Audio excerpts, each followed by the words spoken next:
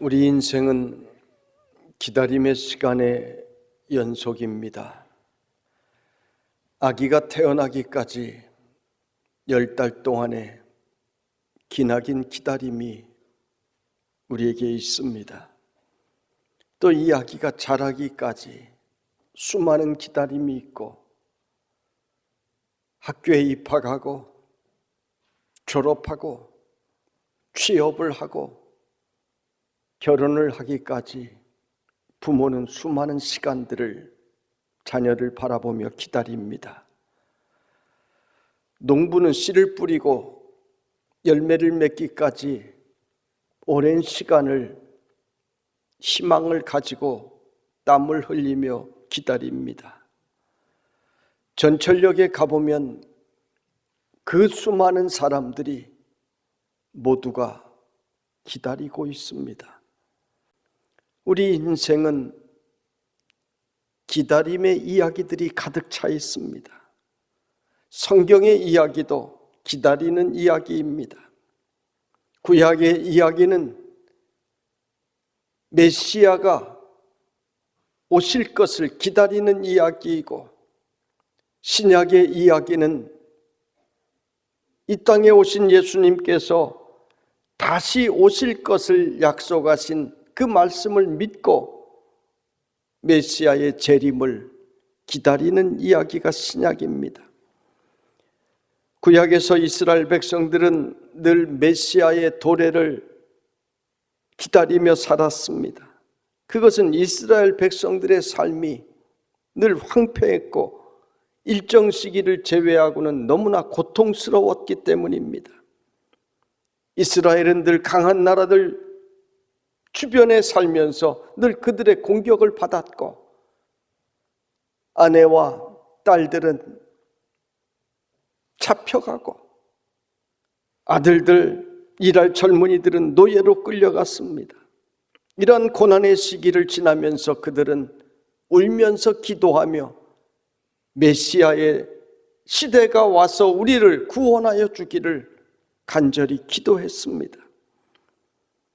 여러분, 노예살이하면서 새로운 세상을 기다리는 간절한 그 기도의 모습을 생각해 보십시오. 얼마나 애처롭습니까?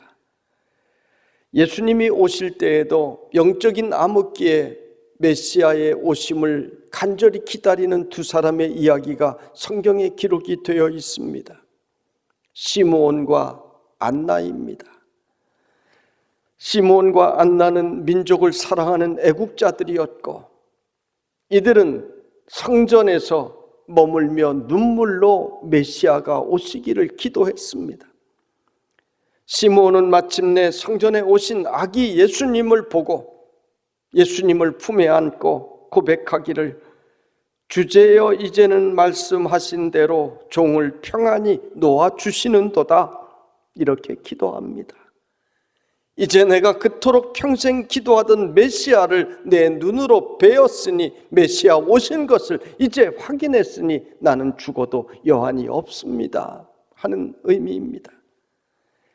안나라고 하는 여선지자도 과부가 되고 84세가 되기까지 메시아의 오심을 목도하리라는 감동을 받고 성령님의 인도하심을 받고 성전에 거하며 그는 메시아를 기다렸습니다. 그리고 그 소원을 이루었습니다. 이들의 공통점은 하나님의 약속을 받고 기도하면서 예수님을 기다렸다라고 하는 것입니다. 성경에 메시아를 보내시겠다는 약속은 예수 그리스도의 오심으로 완성이 되었습니다. 예수님께서는 이 땅에 오셔서 천국의 비밀을 말씀해 주시고 승천하시면서 다시 오심하고 약속을 주셨습니다. 이것이 새로운 약속, 즉 신약입니다. 오늘부터 예수님의 다시 오심을 기억하고 기다리는 대림절의 절기가 시작됩니다. 대림절은 다시 오실 예수님을 잊지 않기 위해 지키는 절기입니다. 왜냐하면 우리는 너무나도 잘 잊어버리는 존재이기 때문인 것입니다. 결혼 기념일도 달력에 적어놓지 않으면 잊어버리고, 아내 생일도 잊어버리고, 그래서 구박받고. 그래서 예수님께서는 우리가 늘 잊어버리는 존재임을 너무나 잘 아시기 때문에 여러 가지 비유를 주시고 절기를 주시면서 너희들 잊지 말라, 이 사실은 잊지 말라고 하셨습니다. 신랑을 기다리는 열처녀의 비유, 타국에 간 주인을 달란트를 맡아 그것을 가지고 일하며 기다리는 종들의 비유, 어리석은 부자의 비유, 누가복음 12장에 나오는 주인이 돌아오기를 깨어서 늘 기다리는 종들의 비유, 예수님께서 들려주신 수많은 비유들이 바로 주의 재림을 깨어서 기다리라는 말씀드린 것입니다. 사도들도 역시 그날이 어느 날 불현듯 임할 것임을 말씀하며 깨어 기다리라 하셨습니다. 베드로 사도는 그러나 주의 날이 도둑같이 오리니 그날에는 하늘이 큰 소리로 떠나가고 물질이 뜨거운 불에 풀어지고 땅과 그 중에 있는 모든 일이 드러나리로다. 마지막 날에 대해서 말씀했습니다. 바울 사도 역시 형제들아, 때와 시기에 관하여는 너희에게 쓸 것이 없음은 주의 날이 밤에 도둑같이 이를 줄을 너희 자신이 자세히 알기 때문이라 말씀하셨습니다. 야고보 사도는 너희도 길이 참고 마음을 굳건하게 하라, 주의 강림이 가까우니라 말씀했습니다. 사도 요한 역시 요한계시록에 주님의 재림에 대한 구체적인 이야기에 대하여 수없이 많은 기록을 우리에게 남겨주셨습니다. 성경에 기록된 말씀 중에 이렇게 많은 곳에서 예수님께서 다시 오실 것이니 깨어 기다리라고 강조하고 있는 것은 예수님은 반드시 다시 오신다라고 하는 뜻입니다. 그러므로 어떻게 해야 한다는 말입니까? 예수님께서 다시 오실 그 때를 깨어 기다리라고 하는 것입니다. 오늘 말씀 12절에도 또한 너희가 이 시기를 알거니와 자다가 깰 때가 벌써 되었으니 이는 이제 우리의 구원이 처음 믿을 때보다 가까웠음이라 말씀합니다. 성경은 우리에게 너희가 이 시기를 알거니와 이렇게 말씀합니다. 너희가 이 시기를 알거니와, 여러분 이 시기를 아십니까? 이 시기가 어느 때입니까? 이 시기는 바로 내가 지금 살고 있는 때인 것입니다. 우리는 내가 살고 있는 지금 이 때가 어느 때인지를 알고 살아야 한다는 말입니다. 지금은 자다가도 깰 때라고 했습니다. 이것은 실제 잠에서 깨라는 말이 아닙니다. 내가 지금 말씀을 듣고 내 자신을 돌이켜보니 내가 영적인 잠에 잠겨 있음을 깨닫고 그 영적인 잠에서 깨어나라고 하시는 말씀입니다. 사람은요, 잠들어 있으면 자기가 잠든 것을 모르는 것처럼 영적인 잠에 빠져 있으면 자기가 깊이 잠들어 있는 것 알지 못합니다. 여러분, 내가 영적인 잠에 빠져 있는 것은 오직 말씀만이 깨닫게 하시는 것입니다. 그러므로 우리는 하나님의 말씀을 경외함으로 들어야 되는 것입니다. 매주일 하나님의 말씀을 들으면서 그렇군요, 내 안에 또 이런 더러운 죄악이 있었군요, 그렇군요, 내가 또 이렇게 더러워져 있었군요, 내가 이렇게 나도 모르게 하나님의 말씀을 떠났군요. 우리는 깨달아야 되는 것입니다. 이제 구원이 처음 믿을 때보다 가까웠다 말씀하십니다. 그렇습니다. 내가 예수 10년 믿었으면 10년 믿은 그만큼 우리는 구원에 더 가까이 다가가고 있다는 것을 알아야 하는 것입니다. 예수님께서 오시는 그날은 개인적인 사건과 우주적인 사건이 있습니다. 우주적인 사건은 종말의 날입니다. 그날은 새하늘과 새 땅이 열리는 날입니다. 그날에 대하여 성경은 여러 가지 말씀을 주셨습니다.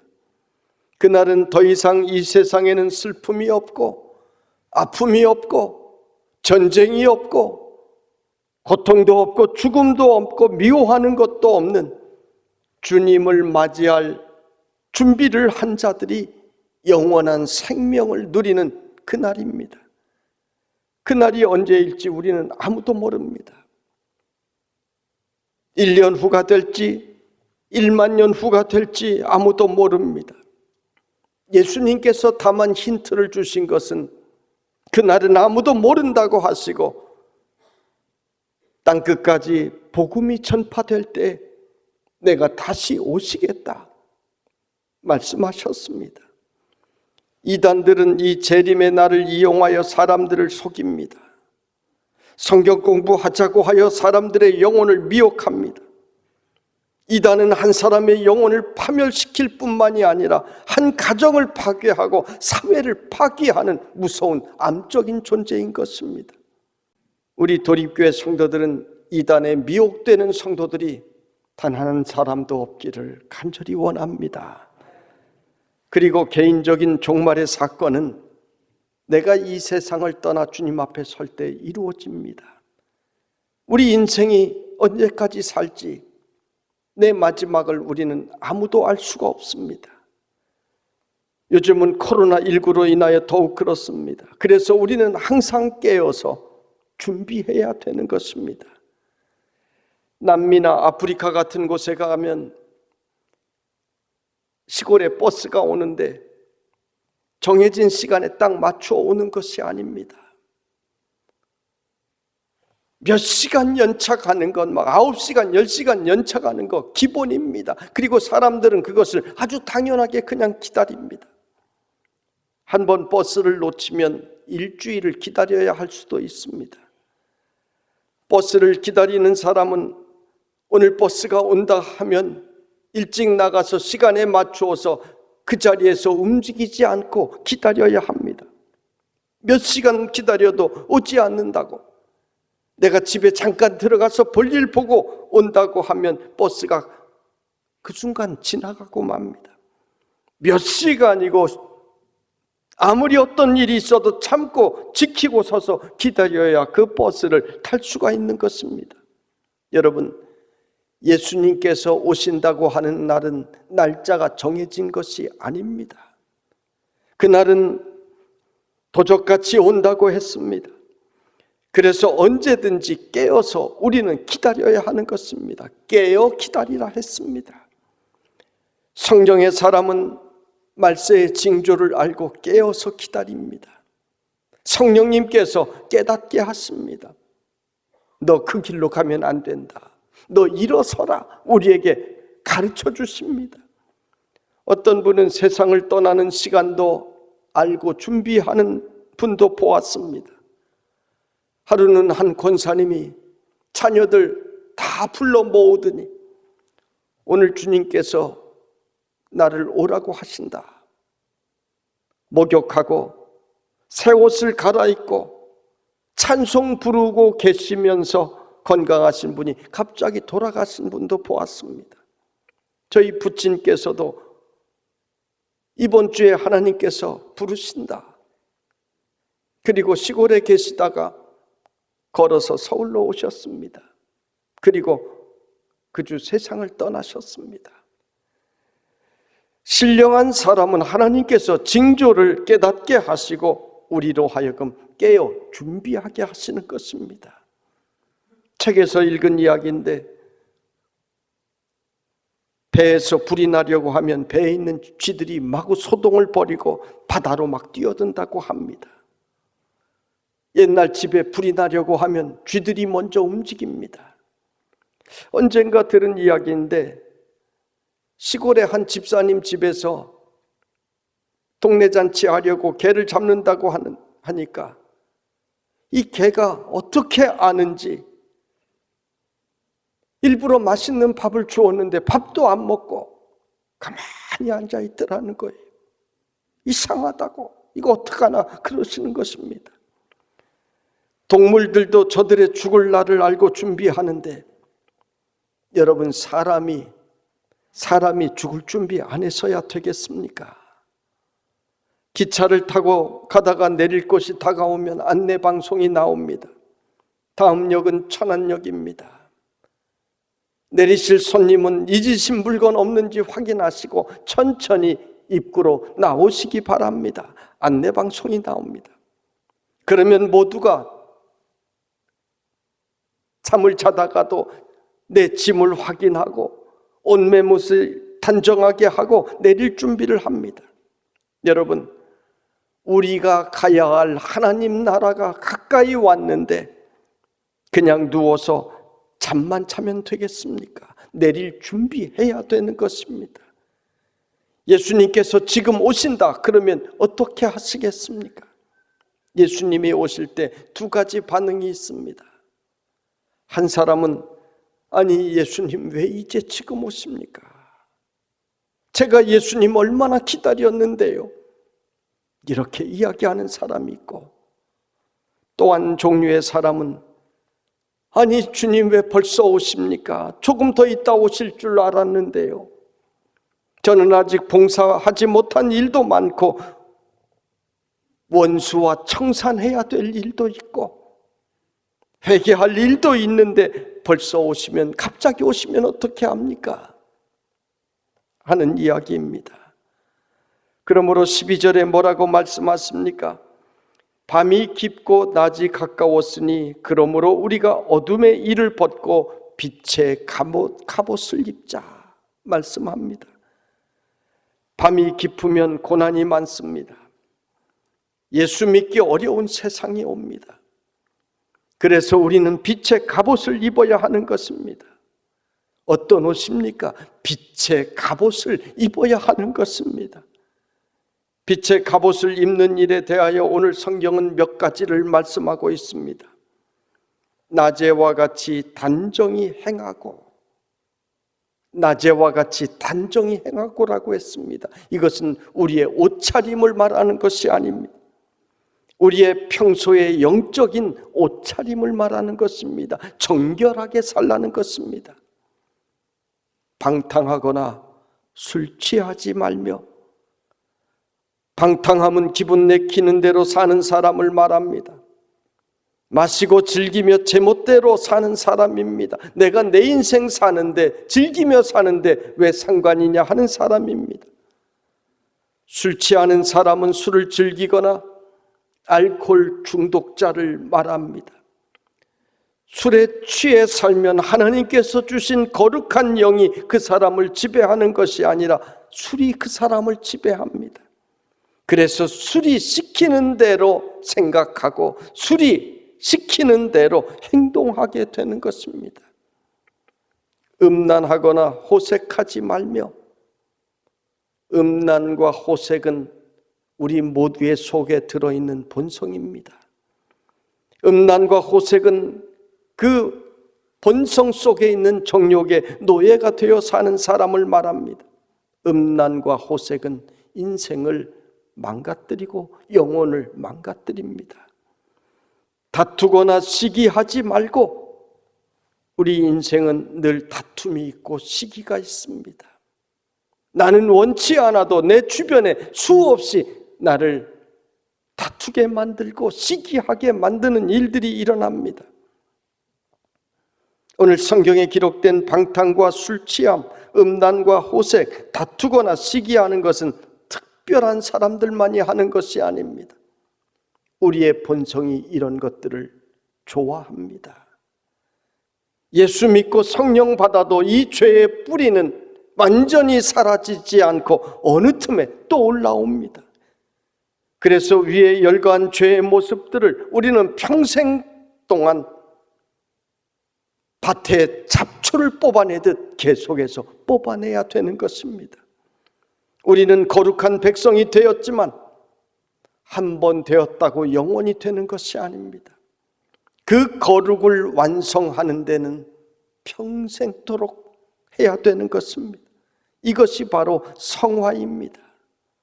성화는 우리가 예수님 믿으면서 죄와 싸워나가는 우리의 평생의 모습이 바로 성화입니다. 이것이 쉬운 일이 아닙니다. 그래서 우리 인생은 늘 넘어지고 늘 실패합니다. 그래서 성경은 빛의 갑옷을 입자 말씀하는 것입니다. 갑옷은 나를 지켜주는 도구입니다. 전쟁에서 적의 화살이나 칼을 막아주는 중요한 전투 장비입니다. 방탕과 술 취함이 우리를 공격합니다. 내 의지로, 내 지식으로, 내 생각으로 방어하는 것이 아니라 무엇으로 방어해야 합니까? 빛의 갑옷으로 막아야 된다는 말입니다. 내 속에서 다툼과 시기가 나려고 합니다. 그러면 무엇으로 막습니까? 빛의 갑옷으로 막는 것입니다. 에베소서 6장 13절 이하에 보면은 하나님의 전신 갑주에 대한 말씀이 나옵니다. 진리의 허리띠를 띠고 의의 흉배를 붙이고 구원의 투구를 쓰고 평안에 예비한 것으로 신을 신고 믿음의 방패를 가지고 성령의 검을 가지라 말씀합니다. 오늘 본문은 이와 같은 의미에서 빛의 갑옷을 입으라 말씀하고 있는 것입니다.